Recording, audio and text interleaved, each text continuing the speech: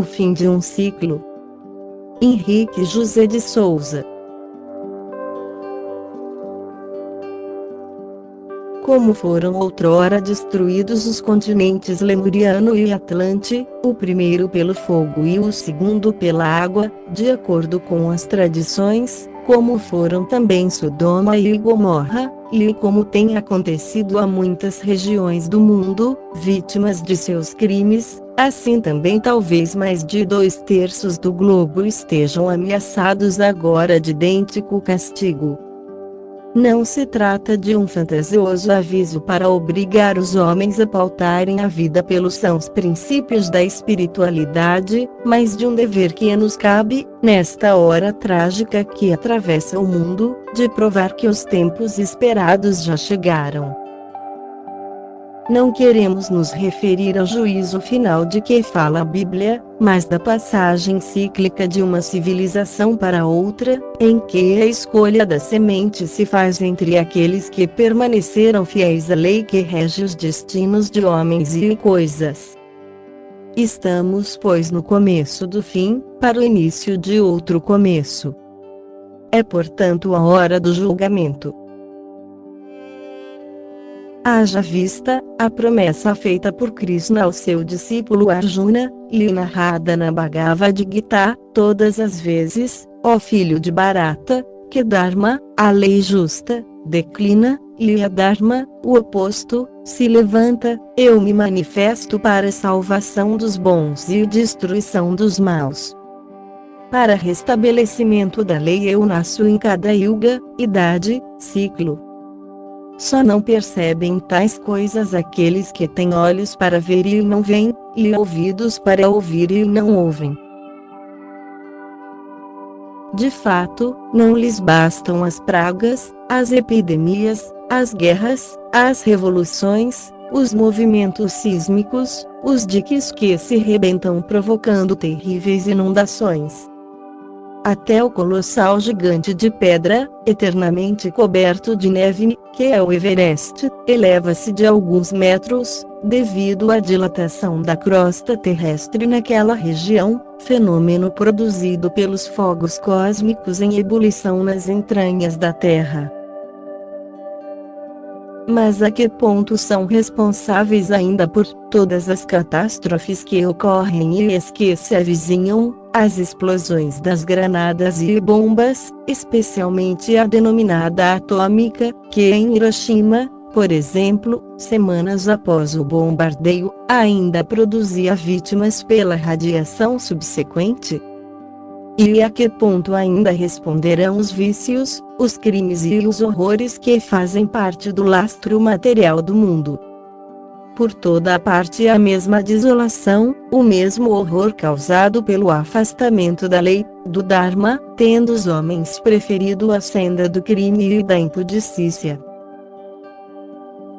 Aqui mesmo no Rio, em Copacabana, onde o vício campeia sem que ninguém mais possa evitar sua espantosa proliferação, o mar ameaça invadir a cidade, tendo recentemente feito sérios estragos nas ruas e passeios.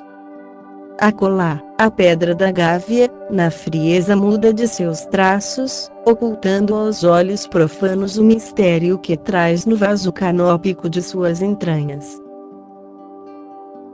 Mais uma vez se manifestam as 3 ameaçadoras palavras do festim de Baltazar: Mani, Tecel, Fares, pesado, medido, contado, no mais rigoroso de todos os julgamentos. De nada pode valer o Cristo de pedra que ali se acha de braços abertos, pois, à entrada da barra, quem governa é o pão de açúcar, como se a rir estivesse de modo satânico. Segundo lendas árabes, seu nome era Mano Satanás e tinha a propriedade de fazer sossobrar as embarcações que ousassem transportar. Nesta hora de dores e angústias é oportuno lembrar as palavras de Cristo: quando ouvirdes rumores de guerra, não vos assusteis, porque é preciso que tudo isso aconteça. Levantar-se-á nação contra nação, reino contra reino. E haverá fome, peste e terremotos em vários lugares, mas todas essas coisas são apenas o começo das dores. E depois da aflição daqueles dias, aparecerá no céu o sinal do Filho do Homem. Mas também Vishnu Purana já previa há muitos séculos este terrível fim de ciclo. Nos dias em que os meshas, estrangeiros, forem senhores das margens do Indo, Casimira e Chandrabhaga, aparecerão monarcas de mau espírito, gênio violento, mentirosos e perversos, com vistas a Hitler, Mussolini, e outros. Eles darão morte às mulheres, às crianças e aos próprios animais. Foi o que se verificou nas duas guerras mundiais e é o que se está passando na atual Guerra da Coreia. No entanto, seu poder será limitado, como foi e será sempre o de todos que estiverem fora da lei que a tudo e a todos rege. Suas vidas serão curtas, sem comentários, embora que seus desejos insaciáveis. Gente de vários países com ele se misturando, seguindo o seu exemplo, os camisas de todas as cores, e dos vários símbolos caóticos. Os puros serão desprezados. E com isso o povo perecerá, porque os mlechas ou bárbaros estarão nos extremos, o nome o diz, extremistas, enquanto os verdadeiros ários estarão no centro. A Índia foi a verdadeira mãe da raça ária, donde o seu antigo nome de Aryavarta. Ao contrário do que muitos julgam, esse termo provém de Ares, o carneiro ou cordeiro, sob cujo signo Ram ou Rama deu entrada na planície do Eufrates na frente de seu povo. A riqueza e a piedade diminuirão cada vez mais até o mundo entrar em completa degradação e ruína, como agora se acha. Então, somente a fortuna dará valor aos homens, mesmo que, obtida de modo ilícito. Ela será a única fonte de devoção. A paixão animal será o único laço de união entre os dois sexos. O desquite e o divórcio para quem tem caráter é remédio eficaz, mas para quem não o tem é veneno mortal. A falsidade, único meio de vencer as contendas, sem comentário. As mulheres não passarão de simples objeto de satisfação sexual. A exterioridade, único sinal de distinção entre as camadas sociais. A falta de honradez, o mais prático meio de se ganhar a vida, com vistas ao câmbio negro, etc. A debilidade trará consigo a dependência, a ameaça e a ostentação suplantarão a verdadeira sabedoria, a mais desenfreada liberdade não permitirá outras aspirações mais dignas. A riqueza dará ao homem a reputação de puro e honesto. Quanto tens, quanto vales. O matrimônio não passará de simples negócio, não falemos nas dores e angústias que imperam em quase todos os lares. A razão estará sempre do lado do mais forte, tanto nos homens como nas nações. E o povo esmagado pelo peso de tão enorme carga, começará a emigrar de um lado para outro. E, assim, na Idade Negra, que é aquela que estamos atravessando, a decadência moral continuará a sua marcha, até que a raça humana se aproxime da sua completa extinção da Terra.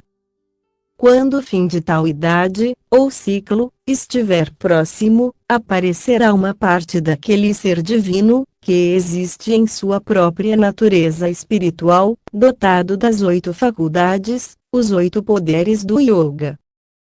Ele restabelecerá a justiça na terra, e não nenhum messias político, e as mentes dos que ficaram, fiéis à lei, serão tão puras como o próprio cristal. Os homens assim transformados, serão a semente de uma nova raça, spes messes in semine, que seguirá as leis da idade de ouro ou da pureza, a quem incumbirá transformar o mundo. 2 elevados seres, também chamados gêmeos espirituais, Dom de Castor e Pólux, Hélios e Selene, etc., 2 Devapis, volverão à Terra, para a felicidade daqueles que os acompanharem, como verdadeiros manus ou guias da semente civilizadora. Para terminar, transcreveremos também a famosa profecia do ser que o Oriente venera sob a denominação de Rei do Mundo, e feita há mais de meio século, no mosteiro de Narabanchi. Cada vez mais os homens esquecerão as suas almas, preferindo ocupar-se de seus corpos. A maior corrupção reinará sobre a terra.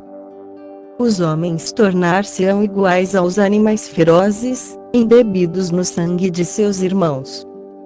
O crescente se aniquilará e os seus adeptos ficarão na miséria e na guerra perpétua. Seus conquistadores serão iluminados pelo sol, mas não se elevarão 2 vezes. Acontecerá a maior das desgraças, que culminará em injúrias e desmoralização perante os outros povos, sem comentários. As coroas dos reis, grandes e pequenos, cairão, 1, 2, 3, 4, 5, 6, 7. Haverá uma guerra terrível entre todas as nações. Os oceanos se tingirão com o sangue de irmãos contra irmãos. A terra e o fundo dos mares ficarão cobertos de ossadas. Povos inteiros morrerão de fome, ou por moléstias desconhecidas. Tais palavras se comentam por si mesmas, ou pela prática de crimes não previstos nos códigos com que se regem os homens, tal a sua monstruosidade, como vemos diariamente pela imprensa. E isto, por nunca terem sido vistos iguais na terra.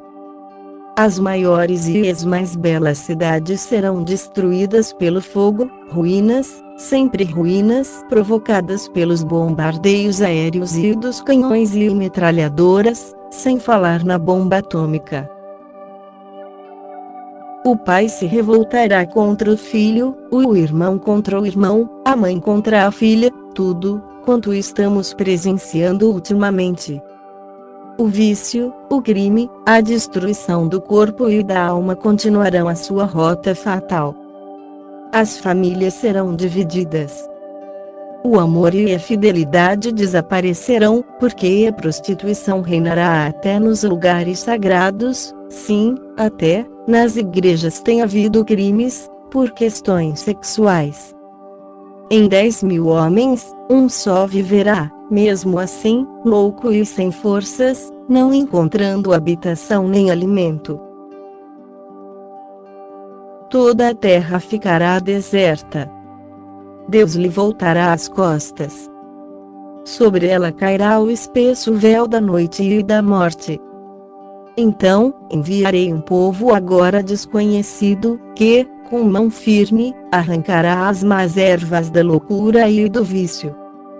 E conduzirá aqueles que ficarem fiéis ao Espírito de verdade, na batalha contra o mal. Eles fundarão uma nova vida na terra, purificada pela morte das nações, e depois de todos esses insofismáveis documentos, haverá alguém capaz de duvidar que estamos realmente no fim de um ciclo, e que assistimos aos últimos estertores de uma civilização que agoniza? Entretanto, o fim desta época sombria significará também o alvorecer de uma nova e luminosa era, portadora de melhores dias para o mundo. Não frutificará então o esforço dos que procuraram pertencer à sua privilegiada semente,